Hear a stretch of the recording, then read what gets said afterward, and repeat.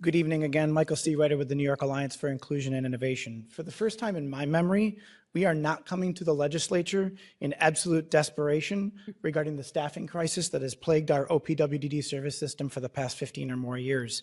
And that's largely thanks to the governor and the 7-1 rates that we were talking about before, you've been talking about today, that she just released for OPWDD certified residential and day programs that are subject to the rebasing on a 5-year basis, including continuation of those resources in this proposed budget. An extra special thanks to Acting Commissioner Willow Bear for her leadership that she has shown to secure the most significant single investment in OPWDD in my 26 budgets that I have been involved with. We very much look forward to working with her as commissioner should she be confirmed. Is it a panacea? Hardly. But it does help to stabilize dangerously unstable parts of the system that I and my colleagues have described to you in previous years. We are appreciative to the governor for continuing to make investments in our systems and others this year with a 2.1% targeted inflationary investment, especially after so many years of neglect. That's especially important for programs and services that OPWDD operates and functions and funds that are not subject to the rebasing that we have talked about as well today. We join with our colleagues in asking that that targeted inflationary investment be increased to 7.8%.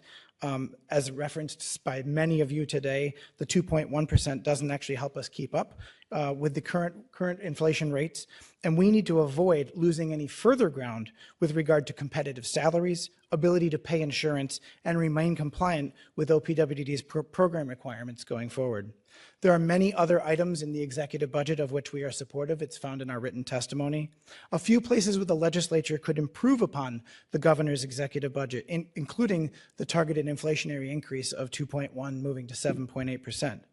Move the rate setting authority from DOH back to OPWDD from the 2015 move 10 years ago.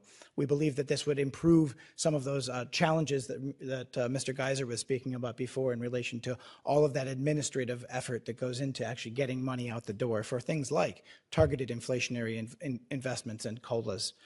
Include the OPWDD service provider organizations as eligible entities that can access the state's capital resources for targeted climate action. We have nearly 6,500 physical locations that could benefit from things like solar panels if we had access to capital resources. And lastly, we do recommend and join with others in recommending the creation of a Human Services Wage Commission to study and make recommendations for next year in relation to the wages that would be commensurate with responsibilities that direct support professionals and others in human services provide on a regular basis. Thank you.